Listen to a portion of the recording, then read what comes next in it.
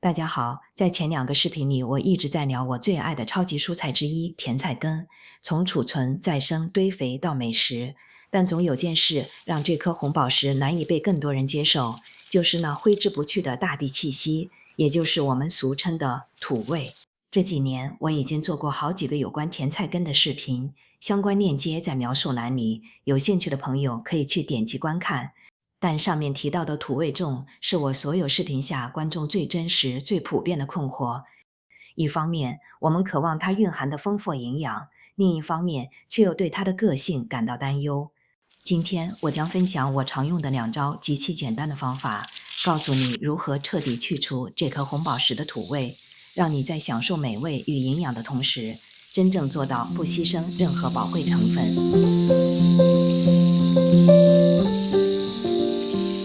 我们追求深色蔬菜，正是因为它们颜色中藏着自然的馈赠。甜菜根的这抹深红，来自它特有的甜菜红素，这是公认对我们抗氧化能力和血管健康有益的珍宝。但问题来了，这股土味从何而来？它不是表面的尘埃，而是它在地下生长时与土壤深度连结的一种生命印记。真正的源头是一种名为土臭素的化合物，它是土壤中微生物代谢所留下的大自然气息。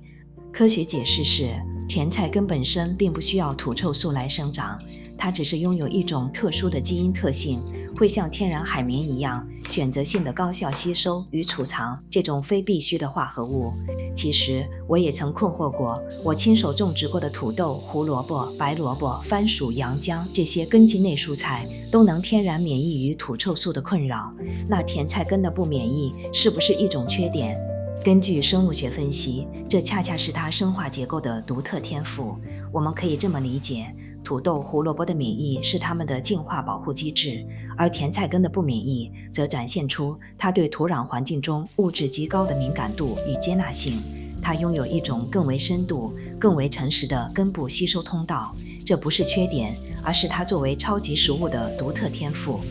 因此，请你放心，这种土臭素仅仅影响口感，它不会与甜菜根中宝贵的营养素产生冲突，更不会让它的营养价值打折。我们现在只需要学会如何理性地与这份大自然气息共处。既然我们理解了它的天性，就不必用粗暴的方式去对待它。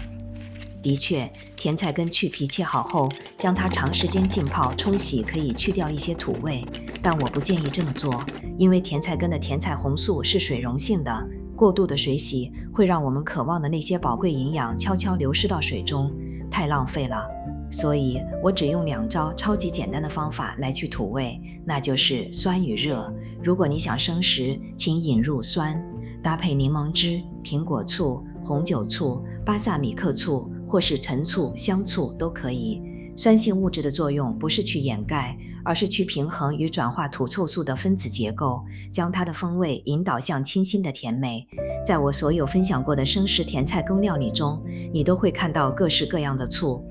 如果你选择熟食，请借助热的力量，无论是把它装到铸铁锅里，放入烤箱长时间烘烤，让它在热力中缓慢升华，还是将它与肉类一同慢火炖煮，高温会让土臭素充分挥发与释放，将根部的淀粉转化为浓郁的甜味。看，当我们带着理解和智慧去面对它，甜菜根便不再是带有土味的负担，而是一份值得我们珍视的自然礼物。掌握了酸与热的平衡之道，你就能和我一样，毫无保留地享受这颗红宝石带来的全部滋养。在下一个视频中，我甚至将在咖喱鸡中放入甜菜根一起炖煮，你会看到它是如何与辛香料完美融合的。对于这种超级食材，你还有哪些独家的烹饪心得呢？期待在评论区与我交流。如果你喜欢我的分享，记得为视频点赞，并打开小铃铛订阅我的频道。我们下次见。